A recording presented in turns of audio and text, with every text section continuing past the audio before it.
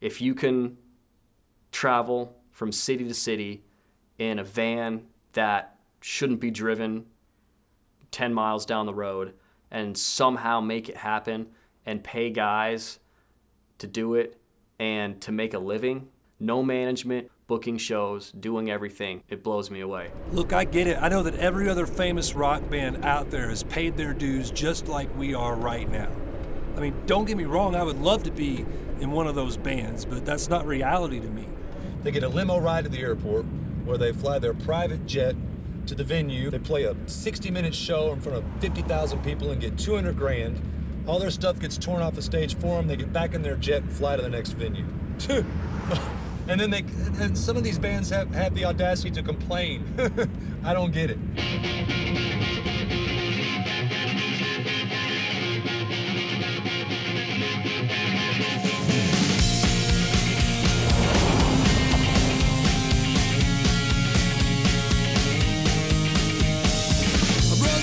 Traffic lights.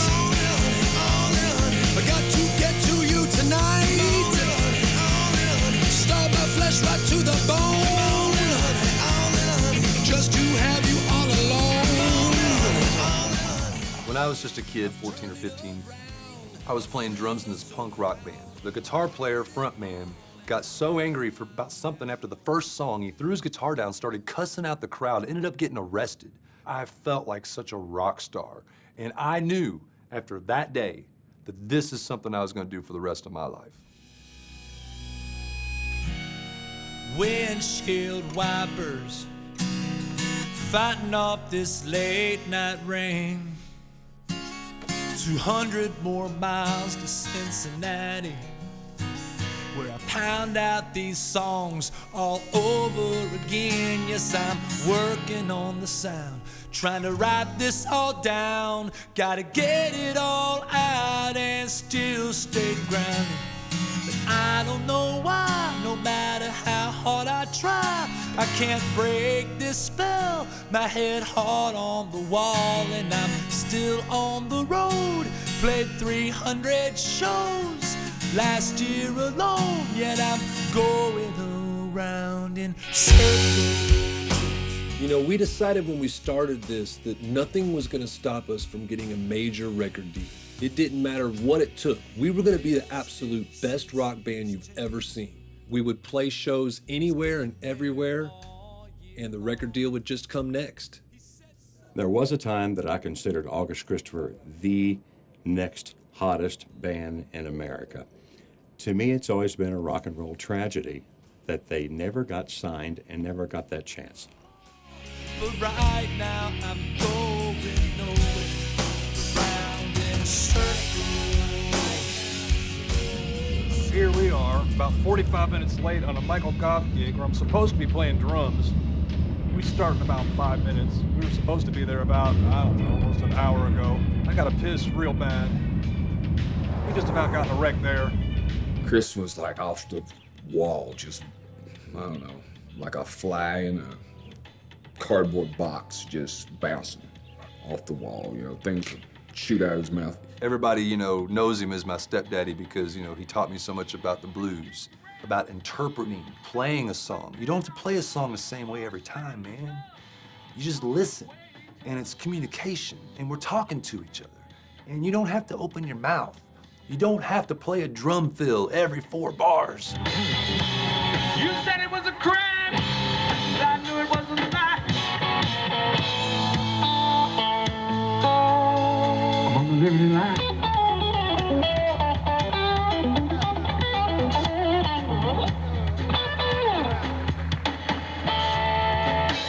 So I know he was influenced some by the Michael Goff group and some of my influences, even though I don't think he ever listened to any of that music on the way to the gig. Once I saw August Christopher, I could hear some of that influence in that music.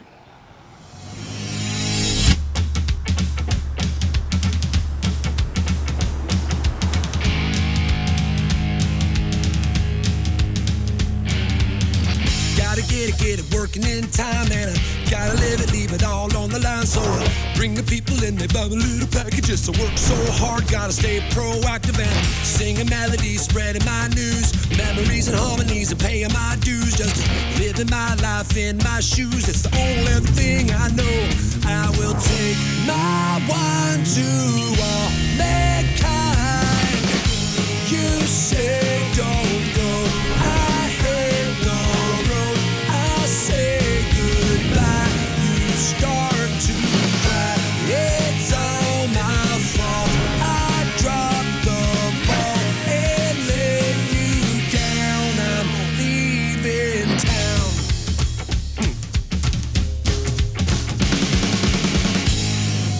I guess that the genesis of August Christopher started when I met Joel Edwards. I met Joel on a gig with Carissa Company. Playing with Carissa and Company introduced me to Chris, which was an education. We would play down in Alabama, and Chris would play off anything on the walls and anything in the crowd.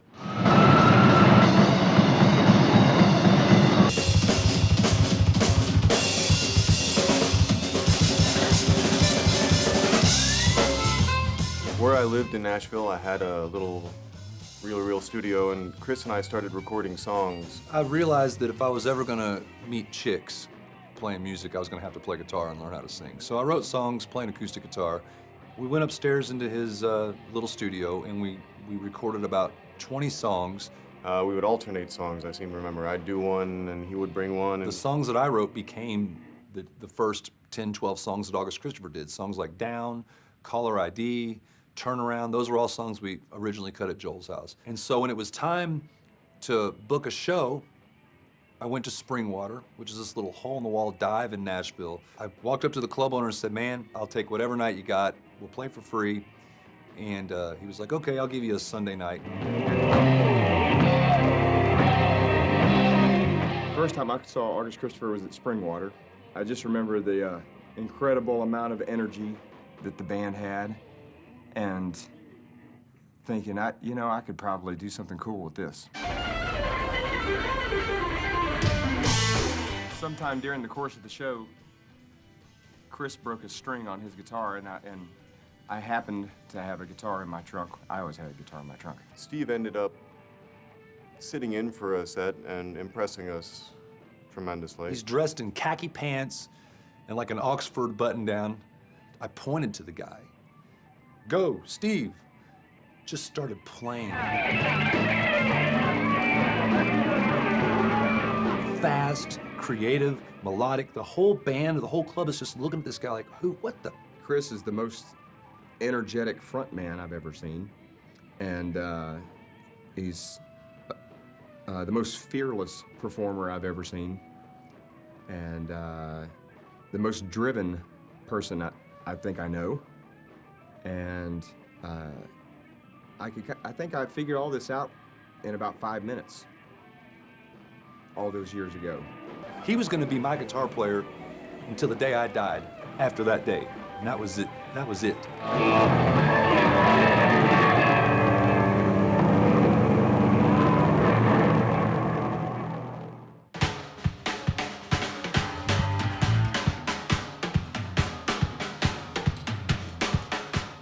When Joel approached me about possibly being a member of August Christopher, I said, I'd love to, but I don't want the expectation of me to be Chris Cheatham. Jay seemed to be the guy who was the butt of all the jokes.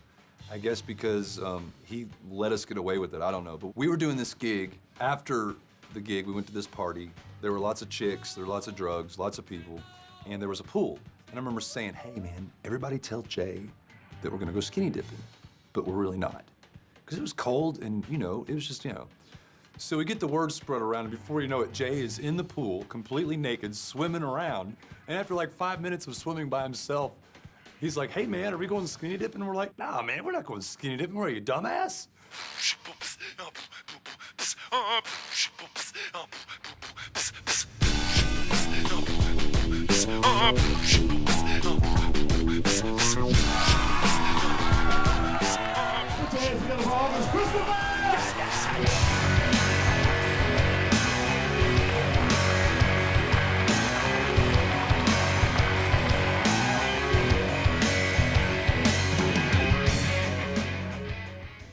Bobby, this is Edward Scott calling from Super Loud Music in Nashville. How's it going?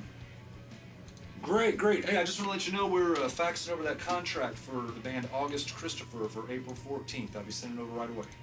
Edward Scott is the best manager I've ever met in my life. Edward Scott is the worst manager ever. He didn't put up the flyers. He didn't get the tofu stir fry. Well, let me rephrase. Edward Scott's the best manager, promoter that I've never met in my life. The Musician's Atlas. You open this thing up to clubs. If you want to book your band, you call every single club owner in this book. You send every one of them a press kit. Call them every day. Eventually, you'll have gigs all over the country. I'll talk to you later. Bye-bye.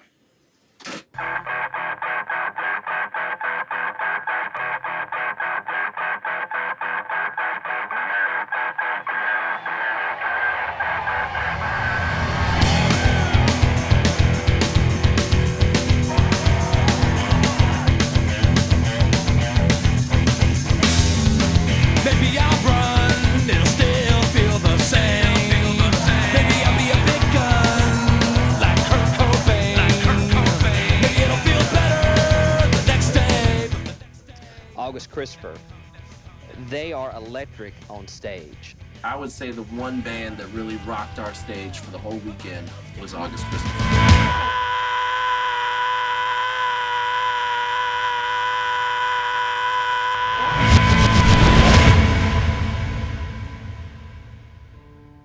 The most appealing part to me of catching an August Christopher live show was not only the musicianship on stage, but their overall sense of humor that got displayed during their shows. That's what made the night magical, the way they interacted with each other and interacted with the crowd. Why don't you jump on? Come on, we'll spin you around a little while. The music box is moving us all.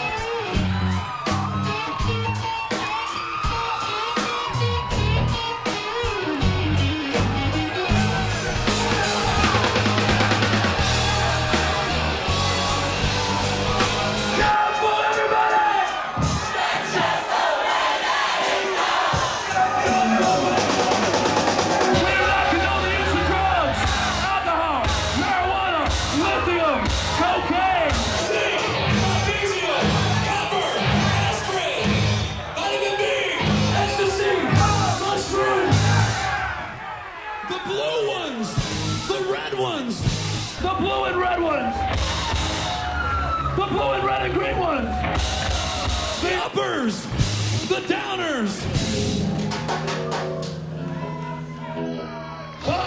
The gotcha, the green, the bud, the smoke, the only heavy, or any other drug that Steve is on right now. When I went to see the band the first time, what I really liked about the band was they had a complete show. People loved them, they laughed, they clapped. They had a whole shtick where they went back and forth with each other, and it was humorous and entertaining. And from the beginning of the show to the end of the show, it was worth watching and made you feel like you just wanted to see what was next. August Christopher was a band that was created through the show. I mean, we never had one practice, so everything up to that point was created live. So we would know that, hey, we're going to hit this riff here, and Chris would have the first 4 lines, and after that... I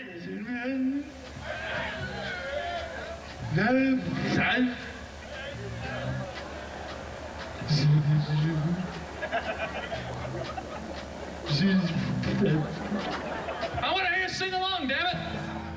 This is all we need. This is all you need. See the black shit? And what you do is it's on the inside, nice and clean, baby.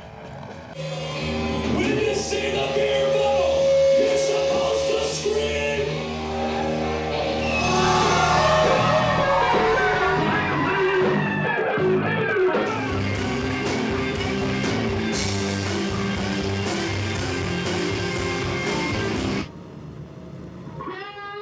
Beer funnel, baby. The dirt's on the outside. Chris, there's a sign here that says no alcohol on stage. Yeah, whatever.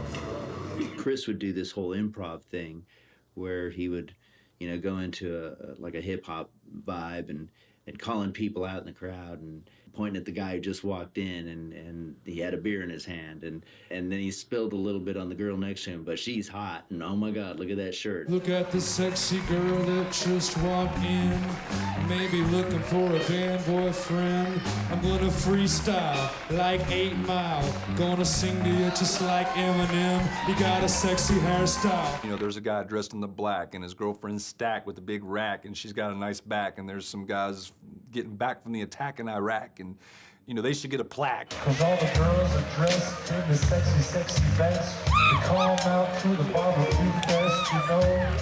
I wanna be able.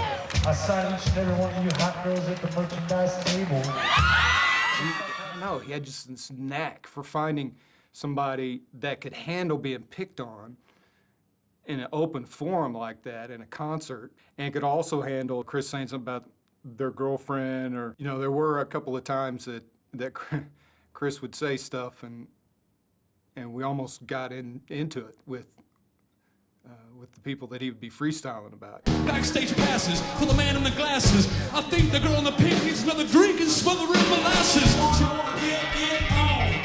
Have a fall from my big beer bong. Hey, look, Joe, you can see my purple phone.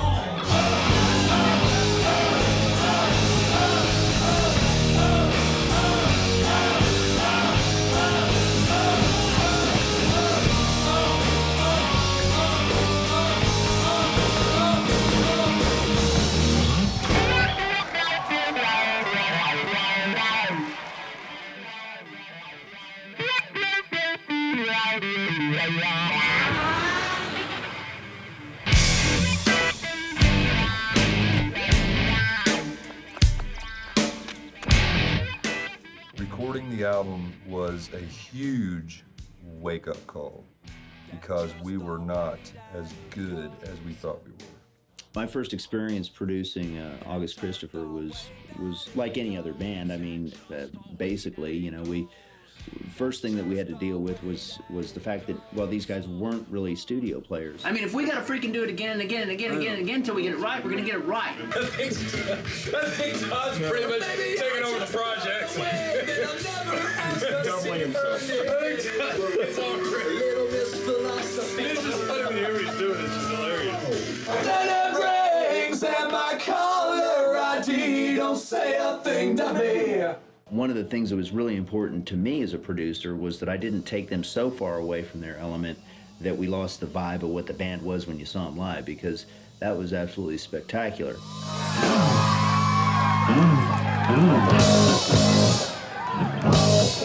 This next song,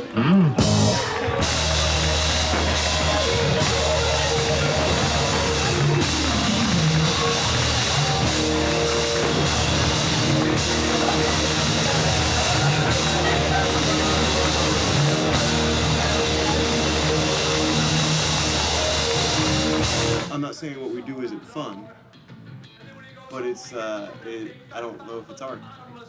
It's just entertainment. It's very good entertainment. It's a lot of fun. Mr. Joe Edwards!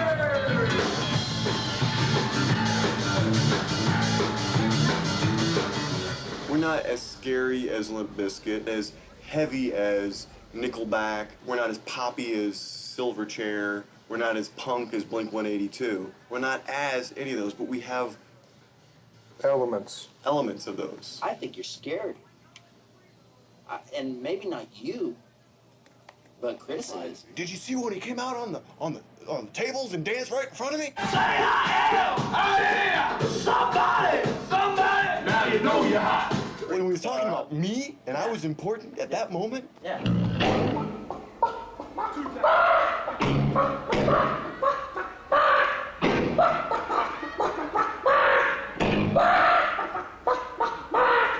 What kind of relationship you had with her, but you were real nice to her.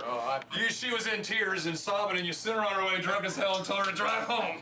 I told her, make her gas. Yeah. Oh, man, I gotta pee, I really want to hear this. It wasn't as much the instrumentation as it was vocals, harmonies, background vocals, tuning. She's never been in love before. And I bring you down.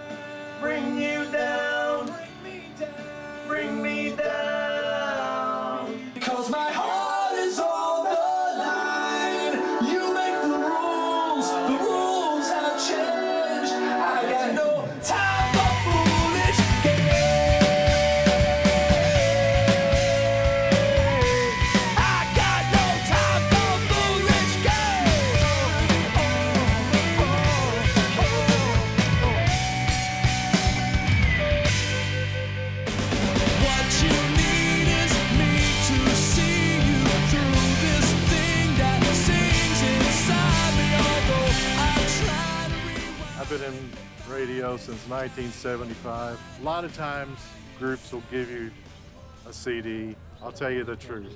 A lot of times, they don't get listened to. That's what happened to this one. I didn't listen to the CD till 3 months later. When I listened to it, it blew me away. I'm going to the bike rally. Someone gave me the August Christopher CD to listen to, and I'm listening to that on the way there, and my mind's just blown. And then I get to the show, and they open up for Jackal at the concert, and they sounded on stage exactly the way they sounded on CD. One of the hardest things to do is use these gigs as a litmus test to determine whether your songs are going to work or not. Because, you know, our strongest song for the first 5 years was a song called Down, and it was a ballad. You can't play those songs for these people and expect them to, you know, jump up and down and cheer. My favorite song from the record was Down. I mean, it's just such a powerful song. It had a lot of emotional meaning to Chris personally. I played it. It's just a fantastic song. Automatically, I got phone response. Oh, Mandela, milkshake in our hands. Let me hear y'all. And you bring me down, and I bring you down. Someday it's better on the ground. Y'all sound beautiful out there.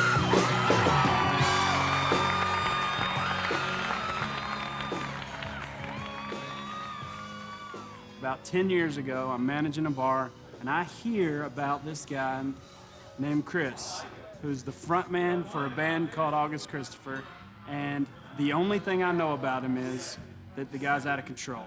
Finally meet the guy, and the first time he ever plays for me, he's standing on top of a table that is not meant for people to stand on top of, and the table is wobbling back and forth, and people are scared to death like it's gonna come down, and somehow the guy gets back down and people went ape shit.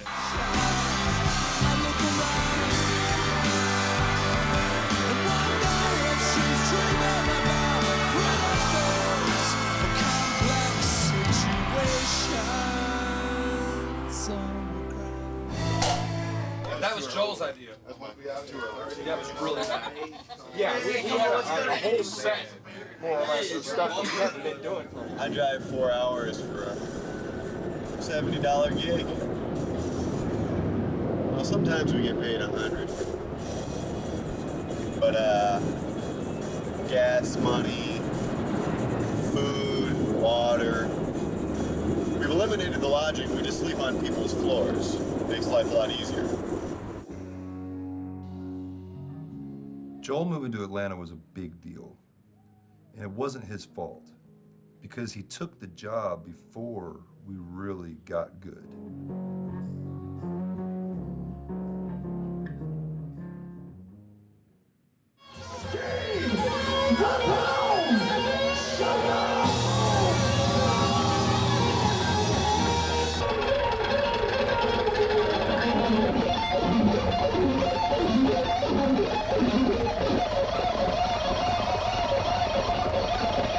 You driving?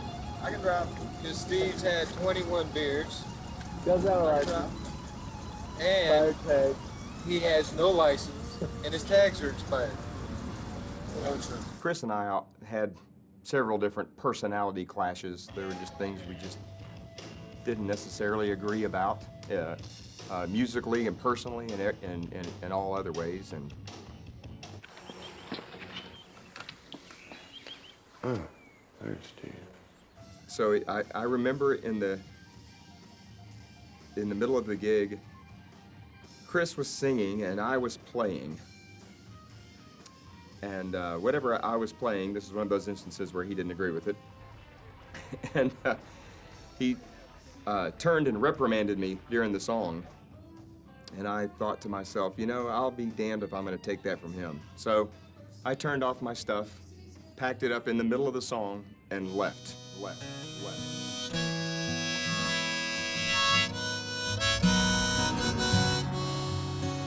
Sometimes we're lost in time and can't find where we're meant to be.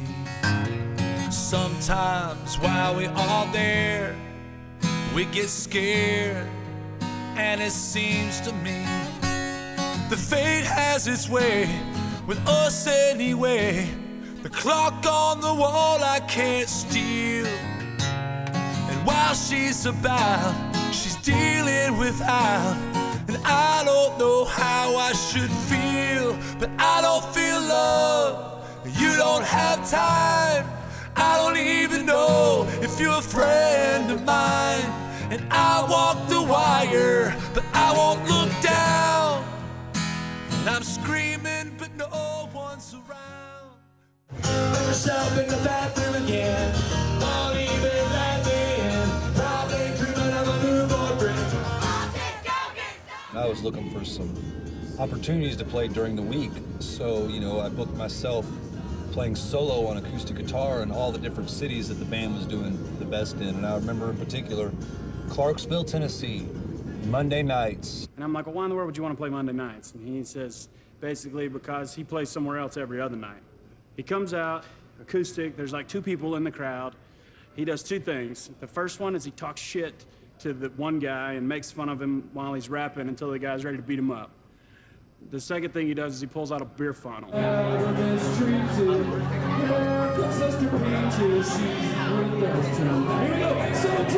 Probably totally illegal. Next thing you know, that 2 people turns into 100 people. And those people keep coming back. And now, instead of talking shit to one guy and making fun of him on stage, now we're making fun of 10 guys to the point of them wanting to beat up Chris. And now we're doing funnels with a bunch of hot chicks. Something kind of fishy about the mullet man. Piss in the front. That he would actually take songs we were doing, redo them, and of course I didn't like him as much as the way I did them, but he did a good job with them.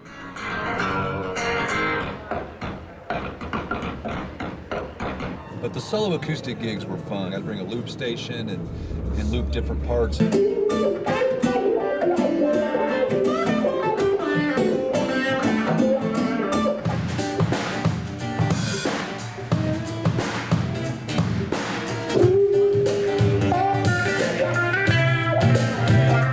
One day, Chris just sat down and decided what his next big thing was going to be. And he just decided out of the blue, I'm going to break a Guinness World Record. I could set a Guinness World Record for the longest concert ever played by a solo artist. Chris Cheatham is set to perform at the Warehouse in Clarksville this weekend, and he just might set a record in the process. News 2 video journalist Mick Scott explains.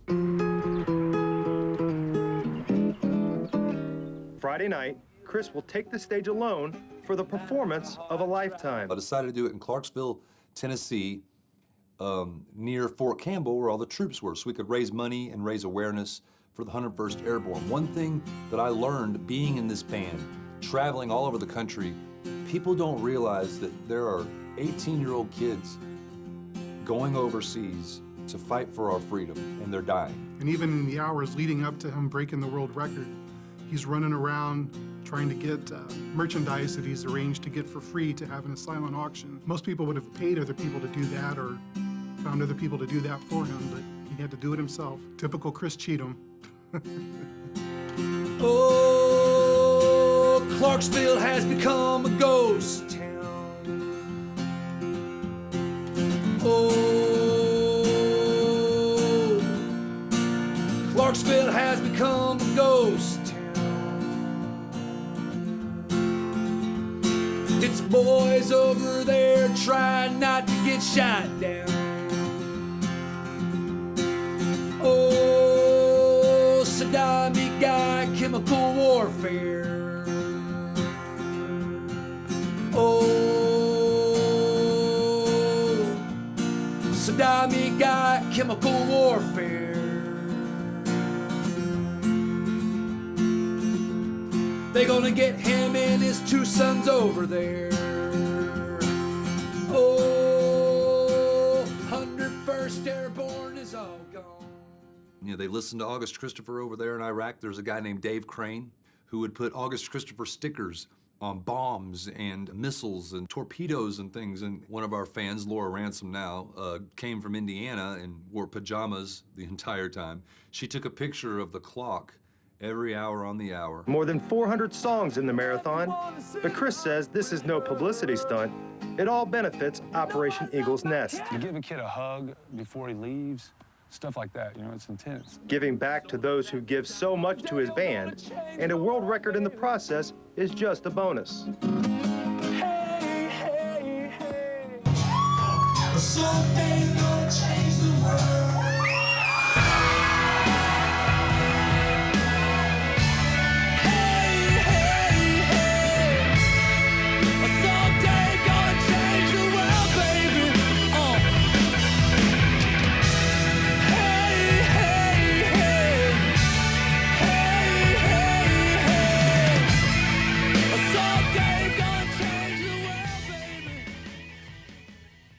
There was a whole period of time that we worked on the record and we were working together and remaining in communication. And then suddenly Chris gets involved in some country band and just kind of disappeared, and nobody knew where the hell Chris was.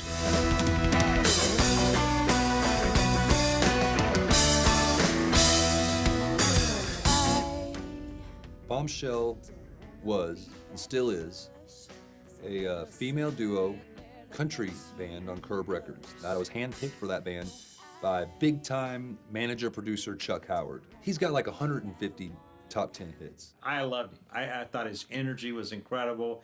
He was, be honest with you, he was the show. Only problem is the name of the band was Bombshell. That's what I want to hear, yeah. I want to be the scratch down the middle of your back. I want to be the... One of the first shows that we actually did was this show in Michigan. 60,000 people showed up, and we were number 2 or 3 on the bill, and there was other people. And we came out, and Chris started this rap thing and was telling people blah, blah, blah, blah. Let me hear you say, oh! I mean, people were going nuts. No one could follow that show. Nobody. The girls sang great. They played great. Chris was rapping. It was as if we had like this rock energy. Watching the girls go do all the interviews after the show, I would walk to the interview booth thinking I'm signing autographs or whatever, and they're like, oh, no, we don't need, the girls are signing autographs. Chris couldn't be like the lead guy in this band.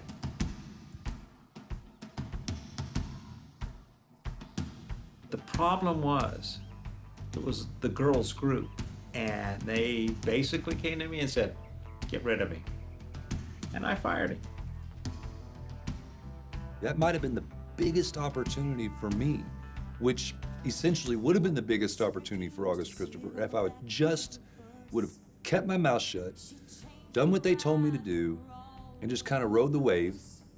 But I had to always find a way to mess it up. There's one grain of sand can turn the tide. One single spark can light the night. One simple dream, one gentle word,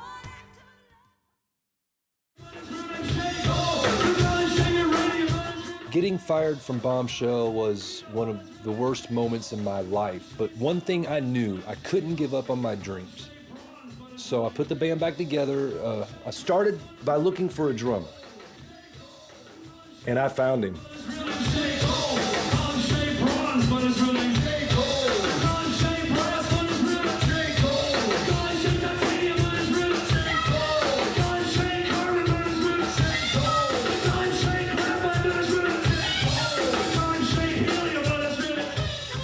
Call him Shay Titanium, but my real name's Shay Gold. I always told myself, if Jay Lesser ever ends up, something happens to him at this band, that's the guy I'm gonna call.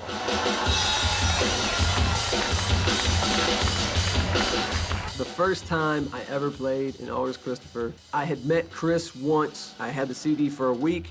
We went in, we played a gig. Little did I know that every gig, we would play different stuff, and it would be just like that. Shay Gold brought a whole lot of stage presence to August Christopher. 2 a.m. and you're sleeping alone. I can't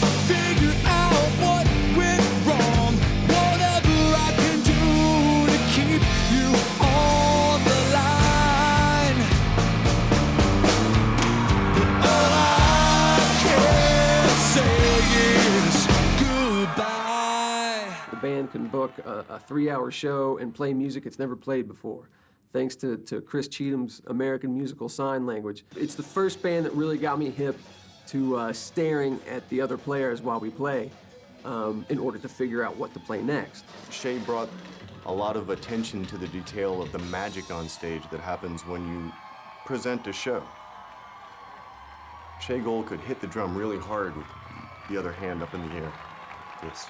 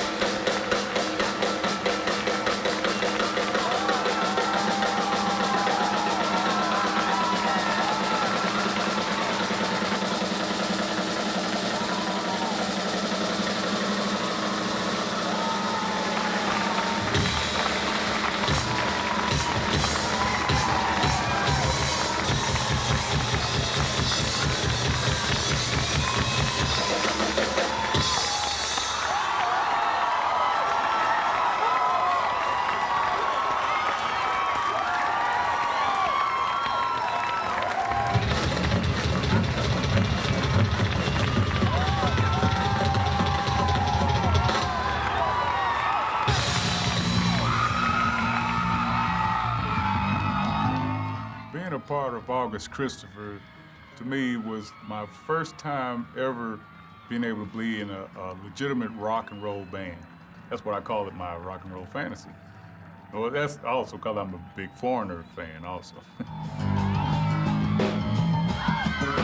so glad he never did write that into a music to that song, man, because, you know, man, I was like, that song is kind of like pretty, you know, almost, let's say, softcore porn-like song, you know what I'm saying?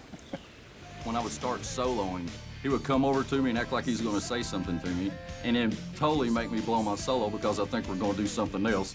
And then after we're done, he's like, man, you missed your solo. At one point, I remember just turning around and looking at my band and just going, this is August Christopher.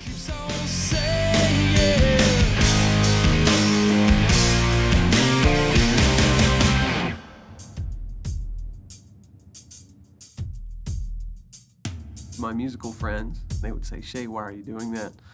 And I would just have to tell them the truth and say the women and the drugs, pretty much, and the drugs.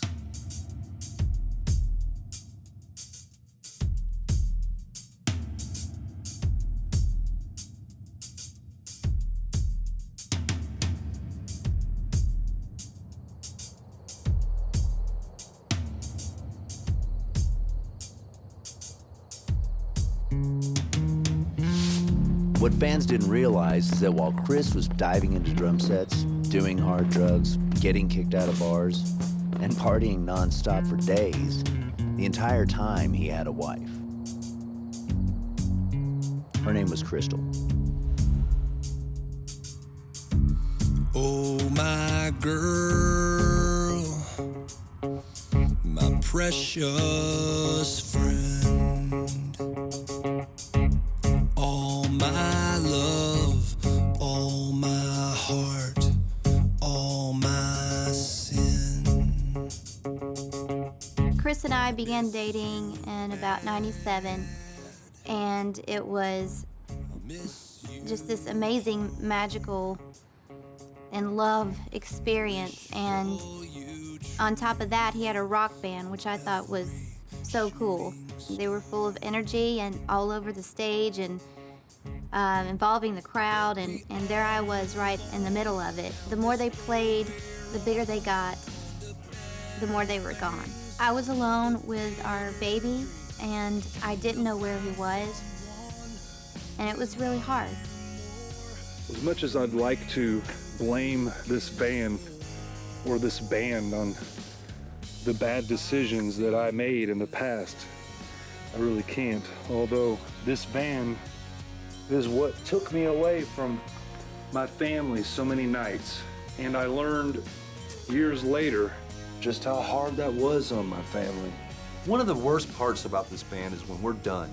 After 6 hours of driving, setting up, loading, sound checking, playing for 4 hours, and walking off the stage, we gotta walk back on the stage in front of all the people, get all our stuff, put it in the van, fight to get paid, and then drive all the way to the next place. People ask me what it's like. Sometimes I tell them it's like being a UPS driver. That's what I do, man. I throw all the stuff in the truck and I drive. These 40 days without you.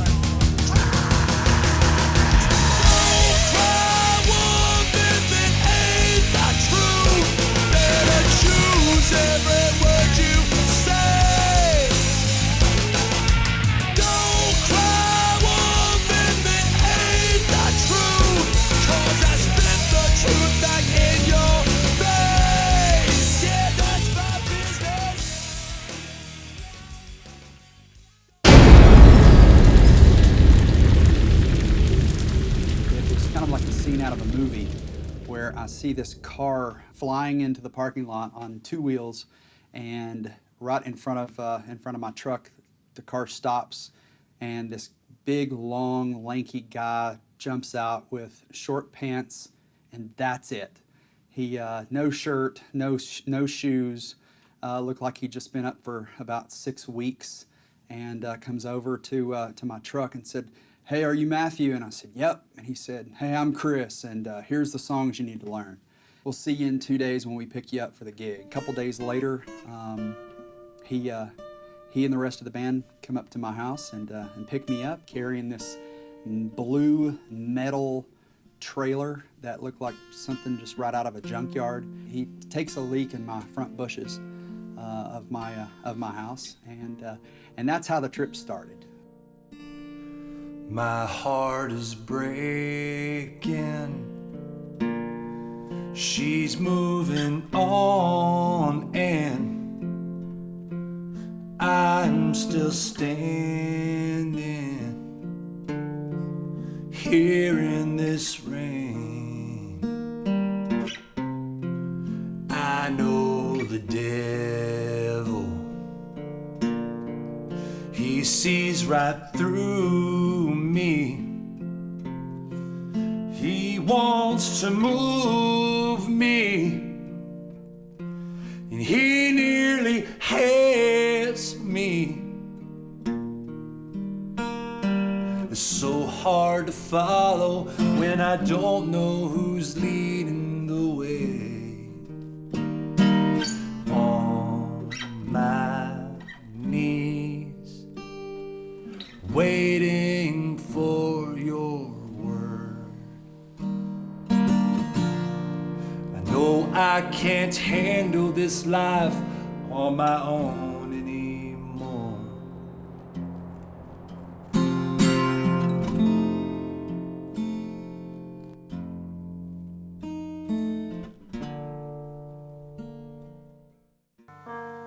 I've known Chris for about 8 years, and I remember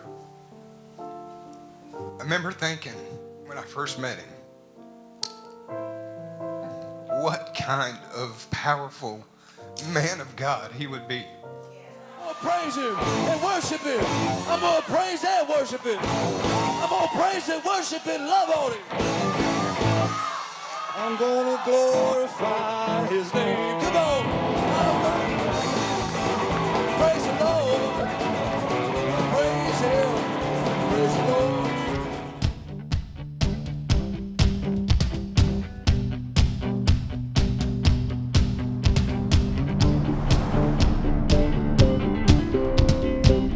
I came up with this idea with Chuck Howard. on the tour bus of the Bombshell gig that I was on for Curb Records. He was like, you know what you need to do, man? You need to get video of you playing all the instruments, and then you can play in real life in front of it. He rented out a space and for a whole weekend filmed himself playing every instrument. He was going to be all the players in the band. And I think there's a cocktail napkin of a image of what it's going to look like eventually with stick figures.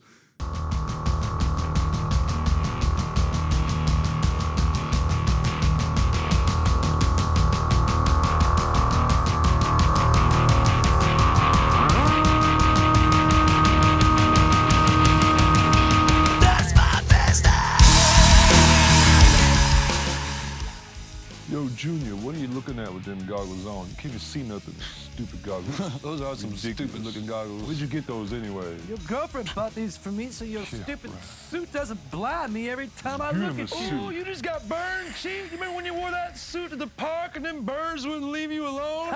Tell him he don't get no chicks. He don't get no chicks. Junior, let's you leave him me alone. I quit. Why are you talking about my goggles then, huh?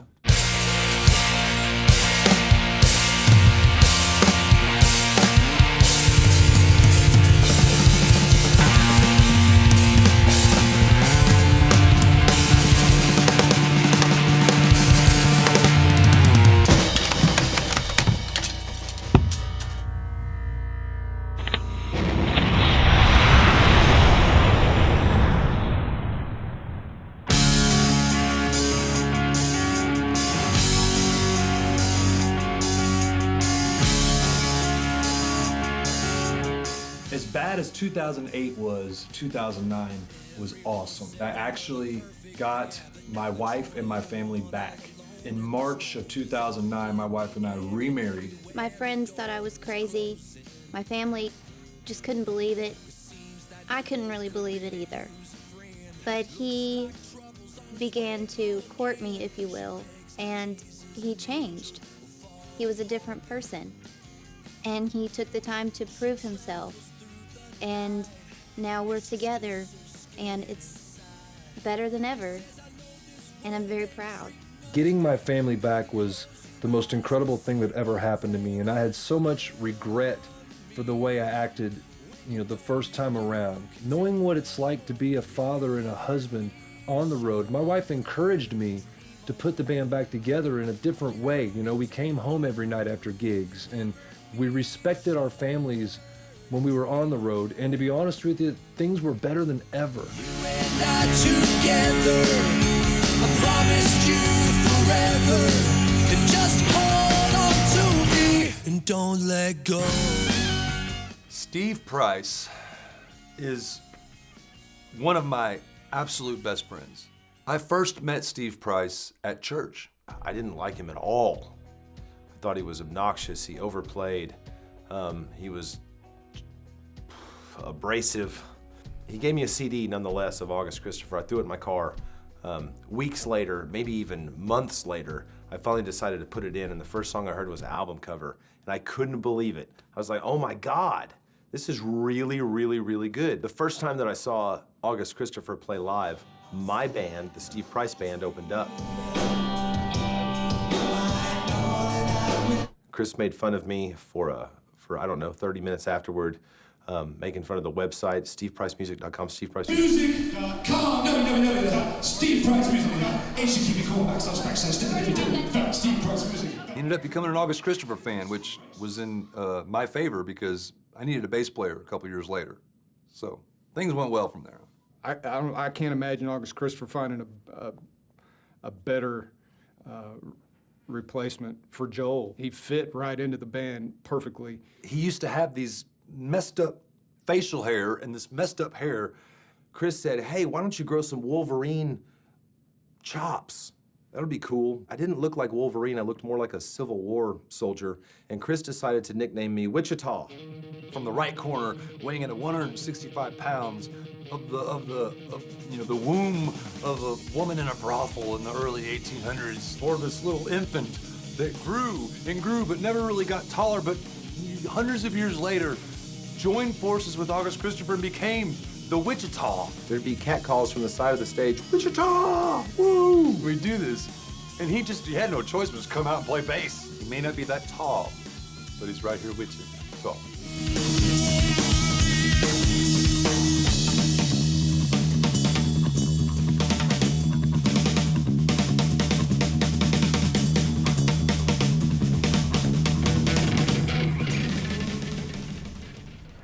Here we are in Terre Haute, Indiana, getting ready to headline a big festival. And there's Corey, getting ready to rock it out. There's Corey, and we are headlining this big festival in Terre Haute, Indiana. When I joined the band, all you talked about was how many people you played in front of. And the most people in 6 years that I played with you, there was probably 20.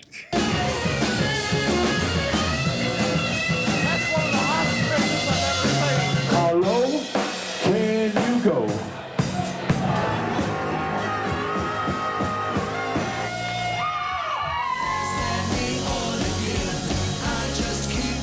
The first gig I played with August Christopher, all around me, they're just the weirdest things I've ever seen in my life. We'd made it through the first set, maybe the second set, and there was a guy who took his shirt off and was flexing. You know, he was drunk. Chris was able to attain a taser from one of the security guards. And so we got this guy on stage, and he was hammered. And Chris was like, hey man, you want to get tasered? And he didn't know what I was saying. He's like, yeah, let's do it. I said, all right, man, you're gonna get tasered. He's on stage, shirt's off, and this is skin. We get the whole crowd to count down 10. And this guy's doing this, and then it got to 1, and Corey goes, bam, and the guy goes, bam, and he goes, whoa. He's little, whoa, man. His whole body starts shaking. The crowd's screaming. The guy's just like in shock. I said, yeah, man, you got tasered. And I'm like, you want to get tasered again, man? He's like, no, I don't want to be here anymore. You just let me go. Like, no, one more time. All right, one more time. He's like, no. 10, 9, we shoot this guy. His whole body's vibrating. I've never seen anything like it. Corey's just playing drums thinking, man, I can't believe I'm in this band. That horrible night is burned into my memory forever. That was Corey's first gig. Yes, I will, sugar.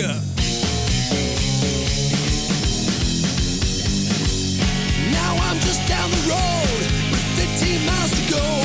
Just 15 miles to you. My superheat is turning blue. The love I'm gonna put inside you, baby.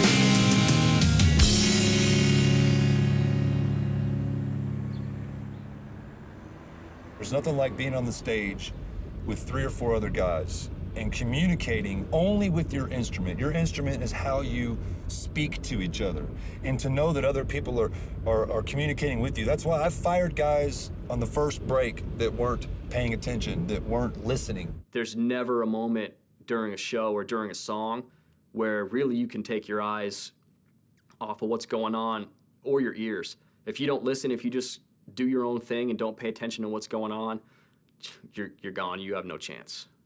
Spending nights catching fireflies. I know that I never felt so alive. Sneaking into your bedroom window. 16th birthday, light those candles.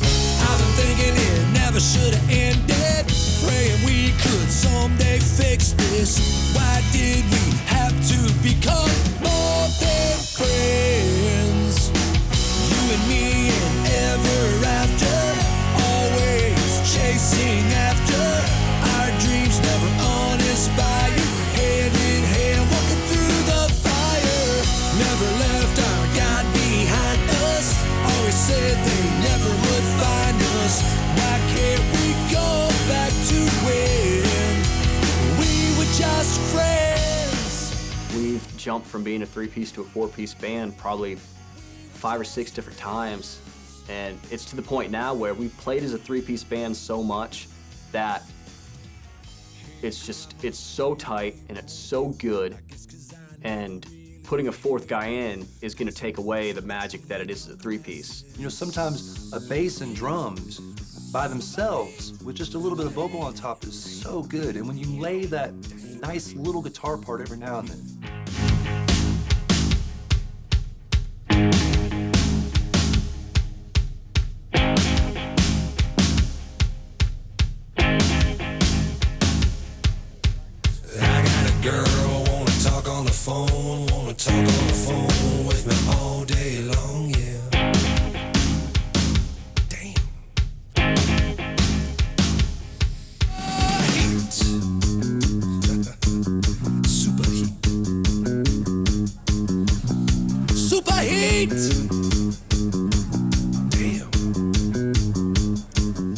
go and you see a three-piece, rock band that just kicks ass, there's nothing cooler.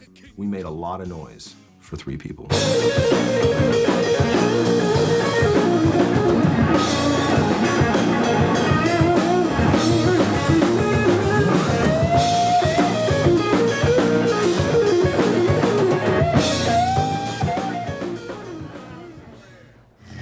So you can't make a living being a musician, so now I guess I gotta take y'all along on my day gig real quick. I gotta make some quick cash. I'll take his money. He's got the ball right there. You know they want the hoop.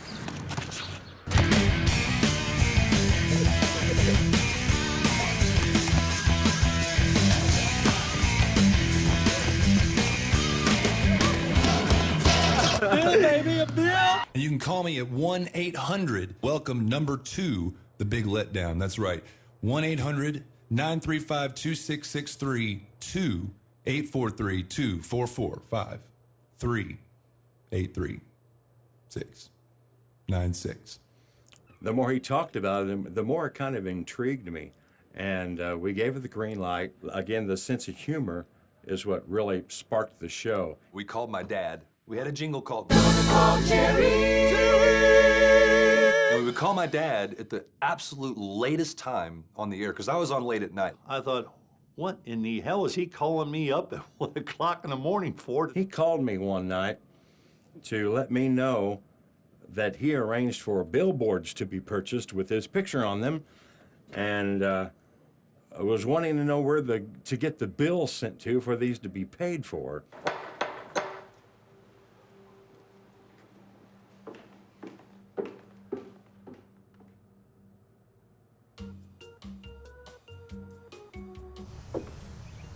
Hello, Johnny. Is Cindy home? Weird ideas that I just never would ever think of doing or would ever do for these videos, but, we shoot them and people love them and they're funny. What? These big balls? These big balls taste so good in my mouth. We got a trial version or a student version of Adobe Premiere Pro. People go to school for years to learn how to use that program. He just started doing it and took off with it. But even to this day, he still finds out basic features that he never learned at the beginning. Chris will recruit somebody from the neighborhood that, thinks it's cool to hang out with a rock band. He'll use his kids. Now, shoot me in the face. You see my face? No. You see my face? Yes. God, it's cool. You didn't say action. Okay, let's just do it in a take. Time drifts into outer space, such a lonely place to tick and tick away. Millions of miles you can't replace. Seems a long bad trip just to find that state with you. My reasoning can't find a reason. New season for me. Look to the sky high, and she's so over me, so over me. The silhouette of the sun and her wings, so over me, so over me.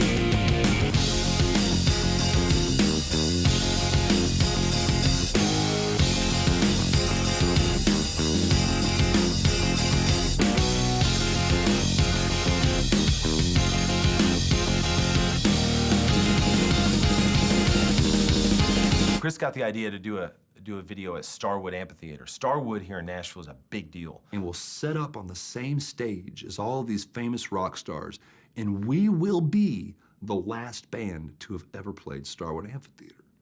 So grab my best friend Joe Bakken like I always did. I'm always drafted into being a cameraman. So one Sunday morning, we drove over there with all the band's gear and had to walk a quarter of a mile across a field. But it's down. It's awesome. It's concrete. It's dirt. It's dusty. It's weeds. It's trees. Kiss, Van Halen. Def Leppard, Every band in the world played it. It was like just really surreal, even though everything was torn down, but the stage, and knowing that my drums were in the same place that all these great drummers were playing too. It was really quite magical. It was a gorgeous day. The clouds were perfect. The grass was nasty and brown, but it was a beautiful color. I had no idea it was gonna be as cool as it was. It's been almost 6 years since Starwood Amphitheater closed, but music will play there again. Since 2007, when the Starwood Amphitheater was sold, rubble and weeds have taken over the gigantic empty space along Murfreesboro Road. Back in December, Nashville band August Christopher took the stage. We are gonna be the very last band to ever have played at Starwood Amphitheater. And you bring me down, and I bring you down, but some say it's better on the ground, and I bring you down. So now you go to Wikipedia and you search Starwood Amphitheater, it'll say the last bands to play Starwood Amphitheater was Aerosmith and Motley Crue until 2010 when Nashville artist August Christopher played the stage.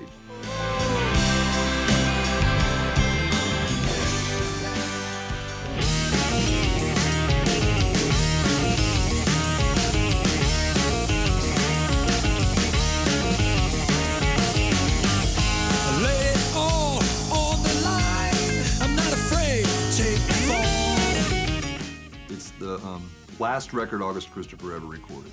And we went back to our roots with Todd Rubenstein, TMR Records, who did the first record. When August Christopher became a three-piece, it's a heck of a lineup, I think. Steve Price is a great bass player. Corey is like an amazing drummer. And again, you have to be able to be a drummer in a band for Chris Cheatham. We'd played probably, I don't know, 1,500 shows together, the three of us. And it's the first time we recorded a record as a three-piece band. Nothing's gonna get by you like I do.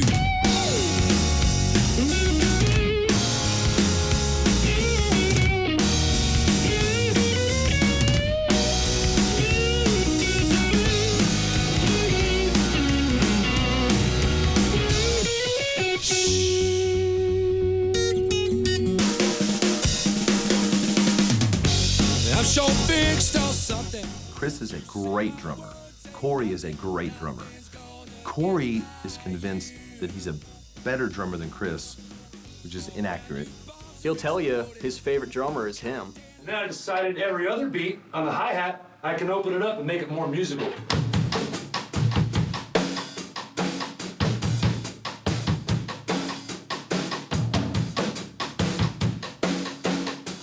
All night long she hums the songs of tangerines and big blue flowers, while Romeo just capers in the sky. Could she really be the most beautiful girl I've ever seen?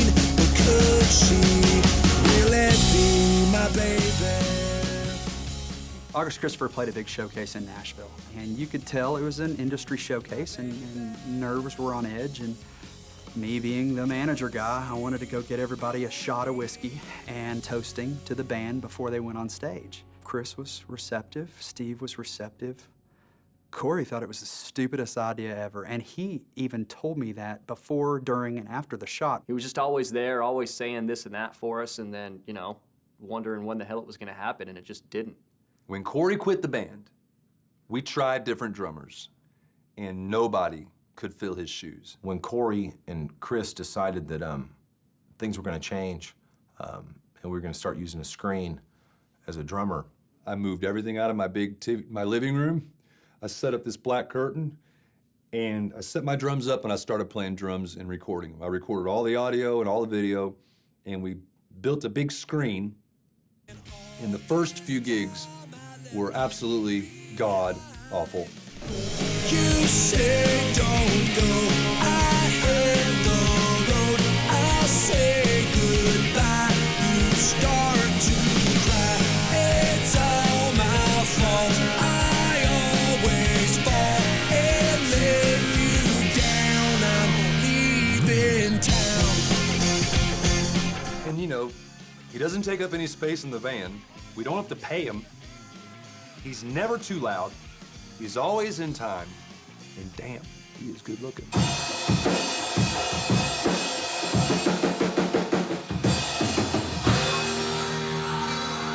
just broke the stage, let me out of my cage. I got the young punks in a fist full of rage, and I still survive. Far and wide, not a word I wouldn't try, not a line of search. I mean, don't you see? It comes so freely. It's like a key to my own harmony. This top dog ain't afraid to brawl with y'all. Nah. I got my hands in my pocket, but I'm ready to sway. I got my hands in my pocket, but I'm ready to sway. One of my favorite things in this band I've been able to do is let my daughter get on stage and sing with us. She's done a gig in front of 10,000 people at the Music City Marathon. She's played at the Warrior Dash in front of thousands of people.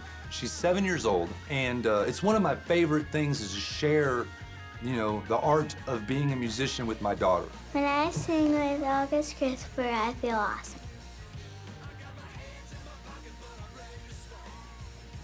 And cool.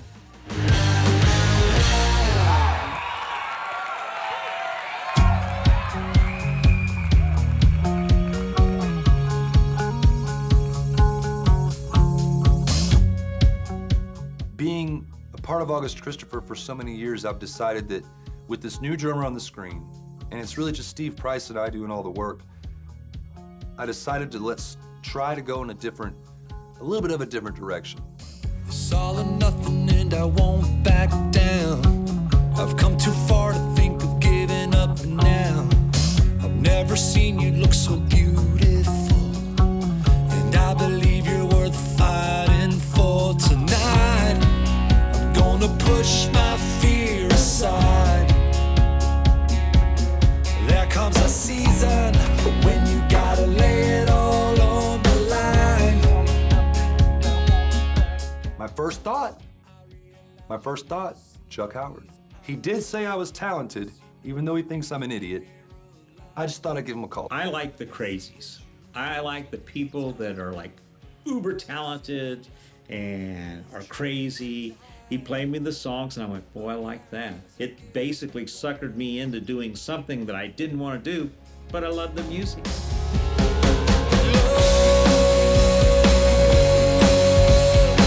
It's all or nothing and I won't back down. It's all or nothing and I won't back down. It's all or nothing and I won't back down. This is my place to be, my time to shine. Get it all out, lay it all down. We're finally alone for the first time, and I refuse to let you down. I can feel your heartbeat close to mine, like one accord. The lyrics are great, the songs are great, they're easy to sing. I'm blown away at how awesome this is going to be. So I'm really, really excited about the future. It's going to be really cool. I'm gonna love you, baby, sweet.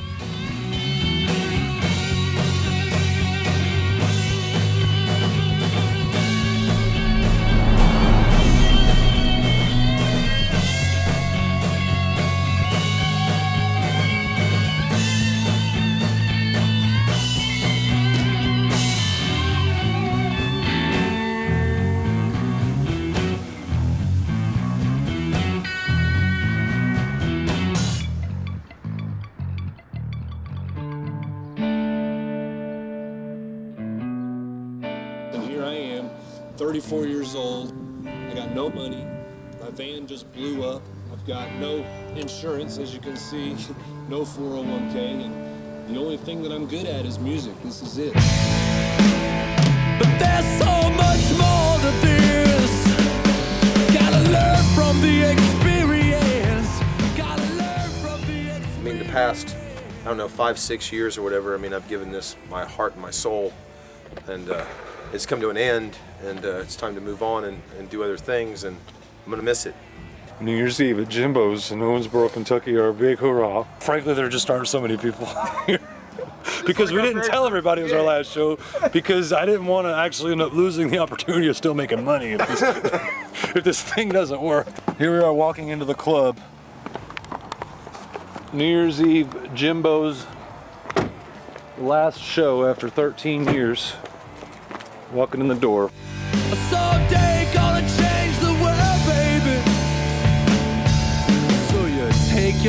yourself out on the road and you put your life down in the show to feel the real ups and downs. What was life like when you were 5 years old? Tell me, how did you see the world, and how do you see the world now?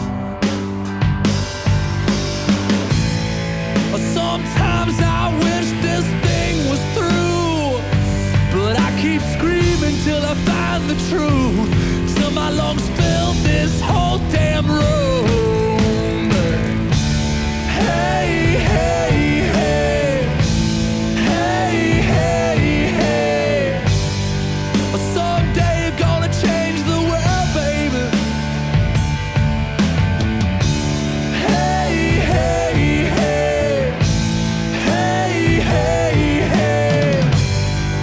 Someday you're gonna change the world, baby. You're gonna change the world. Yeah. August Christopher is like 1 million bands that are out there right now that still are trying to make it. They get just enough fame that they keep doing it again and again and again. Everything that ever happened in this band happened right there in that van, and we're gonna take it out right. We got my buddy Kenneth here with the tow truck company. We got Mike Lose, and we're gonna set the thing on fire. It's gonna be a blast. Literally.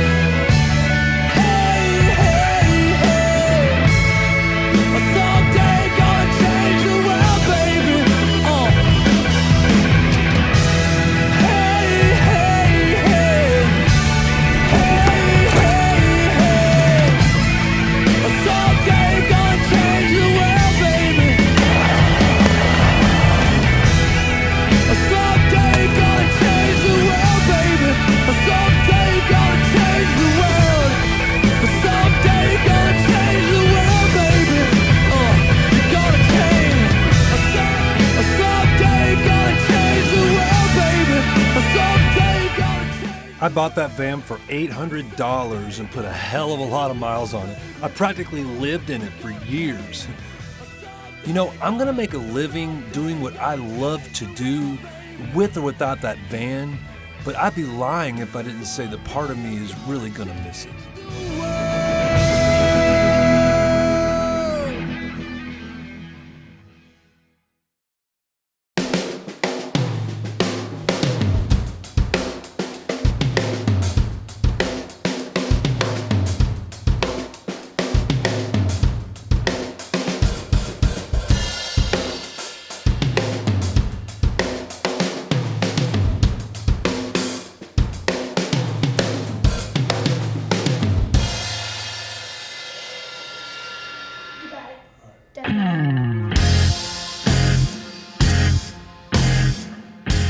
So a friend of mine was telling me this story about a miner back during the California gold rush days. Well, he moved out west, bought a bunch of expensive equipment, and drilled for months and hardly discovered anything. He eventually gave up and sold all his machinery to a junk man for next to nothing. The junk man took the same equipment, went back to the exact same spot that he'd stopped, dug for 3 feet, and discovered millions of dollars worth of gold. How do you know you're not 3 feet away from gold right now? Right on the other side of this next phone call or this big show? You just have to keep digging. Besides, sometimes the journey is the best part, man. And I run for my way down this long road that I must travel to get me home across the line to Mexico. You're a work of art, a shining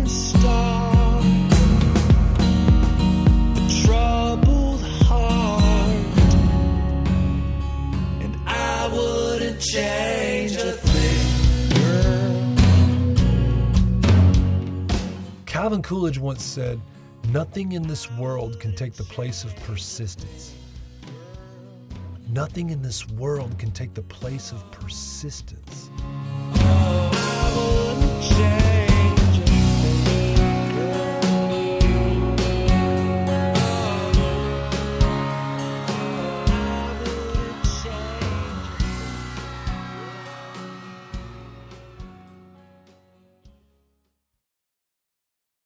Before you came along, my life was headed for a scary state. I'd like to sing your songs and claim your love on the interstate. Bridges ain't railroads, I just paint it big, bright yellow. Shout from the mountains that I love you, being around you, and I found who makes my dreams come true. It seems you do, it seems us two could be the two, through and through, become the one I wish I knew. Way back when, way back then, and to think that I was such a fool.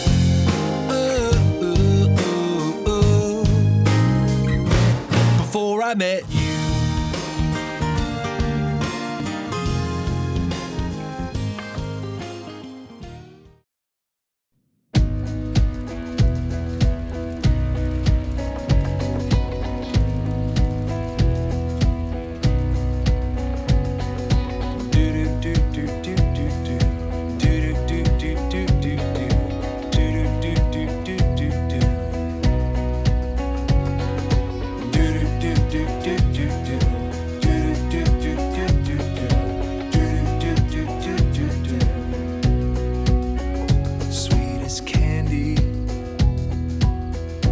Strawberry and chocolate sundae on a Saturday afternoon. She's so easy, like a cool fall breeze. She blows right through me and glides across my room.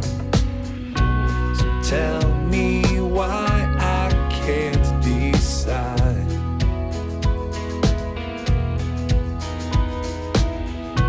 It seems so easy, so cut and dry. Let's work on the camera. He's gotta get footage. Must get footage. You're not shooting what you're supposed to. The band is over. Steve, must get footage.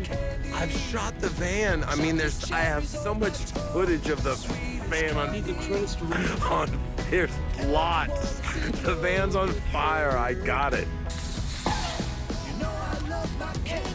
So I went up to the mic and they said, how about clucking like a chicken? You gotta taste so sweet, kinda like to eat a treat. I can't explain a sexy candy cane. I can't contain my senses, it's so intense, it's like a hurricane. Taste buds on 10, my body craving you again and again and again. You can't like say yes or no, you have to actually put it in form of a sentence. When you first met Chris Cheetah. Yes. Just These big balls taste so good in my mouth. Okay, start from there. Even though it's bass, there's no second guessing. His ear is that amazing. And so there's one night, probably again in Panama City, where the guitars were tuned down. Yo, you already told this twice. I already told it twice? Yeah, all right, cool. Def Leppard, Queensryche, you know, and standing there, and it was one of the coolest moments that I think I've ever had. Really, It wasn't one of the coolest moments you've ever had in your whole life. Standing in the ruins of what was once Starwood Amphitheater, thinking about Queensryche and Jet City Woman. He said, it was the single greatest moment of my entire life. And I said, dude, you gotta start over. It's a very, very small window. And you're throwing from so far away, I can see what you did. I'm the one who loves you, and because you love me too, I put aside my pride for you. We wish upon a great big star, a great big star, a great big star.